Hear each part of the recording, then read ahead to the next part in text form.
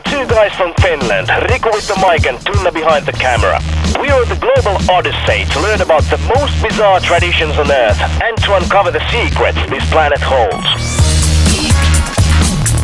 It's just the two of us, lifelong travelers in the strangest destinations of the world. No crew, no security, no limits. This is Madventures.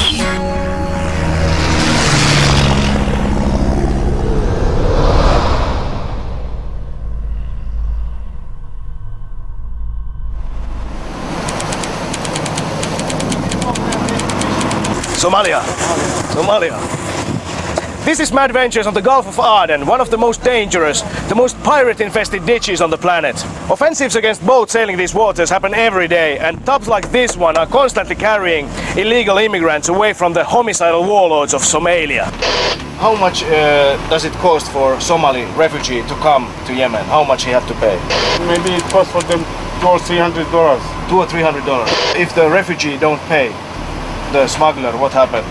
They punish them. They throw them on the sea. It's very easy for them. It's very, very dangerous. Yeah. Just a few days ago, the Somalian pirates seized a Ukrainian freight ship full of Russian tanks. And if the human smugglers need to flee the cutthroats, they will certainly heave their contraband overboard. Our destination is the only country in the Arabian Peninsula who accepts these poor refugees. If they make it through alive, they will reward it a haven in one of the oldest civilizations of the world, Yemen.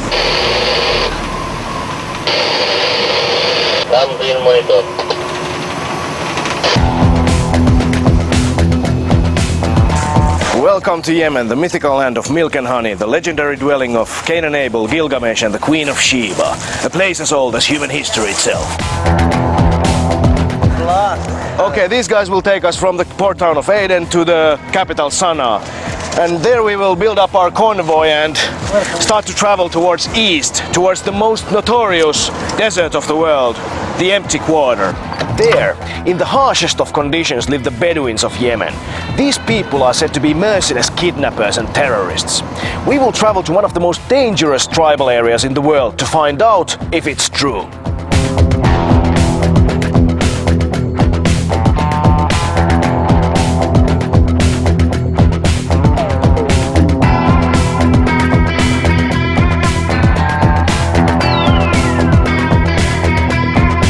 Do you think that the US embassy bombing was done by Al-Qaeda? Any bomb it happened with a tourist, it's from Al-Qaeda. They kidnap the tourists, but they are not killing them. We're soon approaching Sana'a. Just 2 weeks ago there was an attack against the US embassy with automatic weapons, hand grenades and a car bomb. Almost 20 people got killed. Travel warnings are in place for US citizens, British nationals and Scandinavians alike, so being a gringo seems to be a risky proposition right now.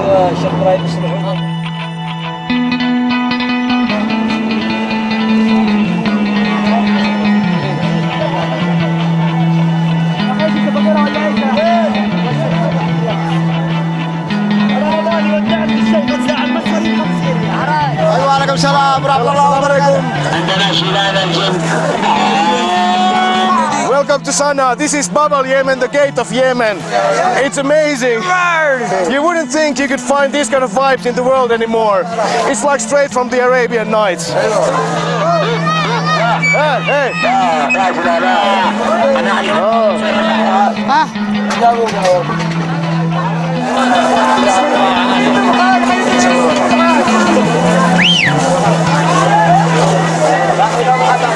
Our presence has not gone unnoticed. The news about bombings and kidnappings has made Yemen a place rarely visited by tourists. To fight the odds against any worst-case scenarios, we'll wear Yemeni clothes to better assimilate with the locals. Fuck it! Salam!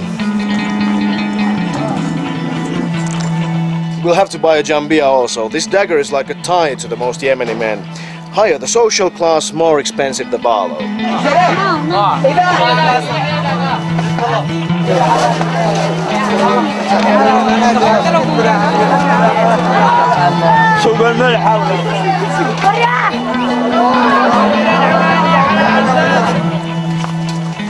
We haven't seen a single woman face yet. Probably we won't see one, and most definitely we won't be able to hang out with any female. This certainly feels weird for us, but that's the way of things here, and to discuss this issue we'll take another episode. So, as guests, we'll just have to stick with the male bonding. قالوا نشهد إنك لرسول الله والله يعلم. This is straight from the fairy tales. Hundreds of muezzins giving their prayer calls from the hundreds of the minarets of the hundreds of the mosques in the capital of Yemen. It's just purely beautiful here. فصدوا عن سبيل الله. It's 4:30 in the morning. The first prayer call. This is Arabian Nights.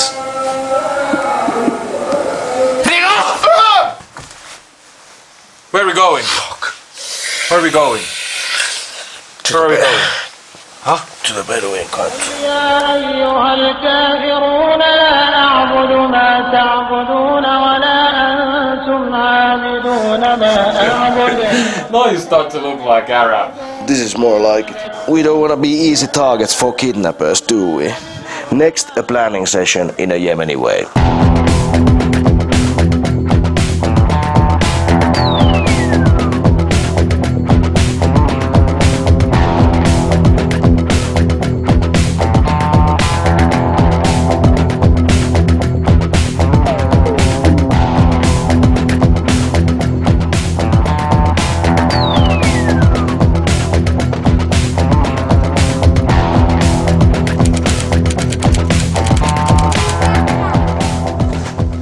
Yemen is a deeply religious Muslim country, old school Arab mixed with African influence, even a hint of Afghanistan. There's still vital and unchanged traditions here. Nowadays Yemen is also well known for its guns, its khat and its tribal area, one of the last wild frontiers in the world, and that's why Madventures came here.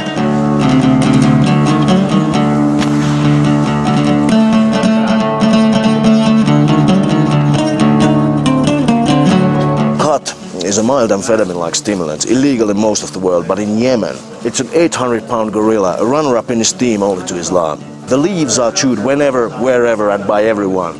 But the most preferable setting is a khat party, like this session here. An evening with males, some khat, a bong, and of course some mac cap and yakety yak. And people, some like of the wisdom people, they think if we, quit khat, it could be some other like disease and problems come to the country. Some chemicals, some heroin, cocaine, other things. So they prefer that people has khat, which is something like for energy, and it's like coffee, just heavy coffee, and can be like a social drug, we call it also. If you have a problem in the morning, any day, you come to the khat session, try to find like the right people, solve the problem, social problem. I mean, I know all the people in the street, they come to Chukat with me every day here. Other houses also, they have big sitting rooms. I mean, we go, with friends, we sit in one room, talking to each other and this. So we are more like connected. This is like the good side of khat. Here's some bad side of khat is water. Like economies somehow. And water, that khat is taking a lot of water. Oh yeah. Yeah, and so we have less water in the country. How do you feel? After maybe 1.5 hours, really, really good. Pretty amped as well. My cheek is getting a little bit sore. I'm not like Kamal. Kamal is like Mr. Dizzy Gillespie here. You could lose a baseball in that trained cheek. I have a problem. You're just a boy. I really like this habit of nipping little bits of the plant. Something familiar, right? Yeah, it's familiar for some of you maybe, and us as well. The Arabian night goes on, chewing, talking, enjoying the great company and the high quality khat. Tonight no sleep, tomorrow it's gonna be desert.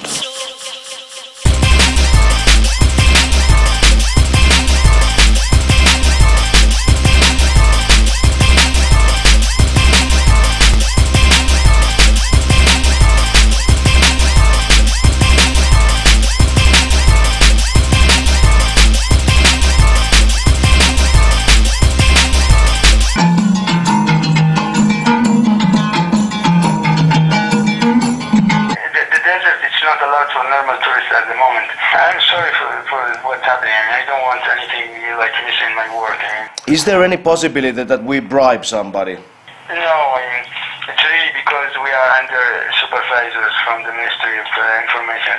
So we just have to change the plan, and hope we go near the desert. We go to the desert area in Hadramaut, and we hope we get the permission to get to the tribal areas, to the desert. As soon as possible. Yeah, inshallah. Inshallah, yeah. Vittu. So Riku, tell us what is the situation. As Kamal said, it's not now allowed for tourists, for any foreigners to go into that area, but we will definitely try to hit in.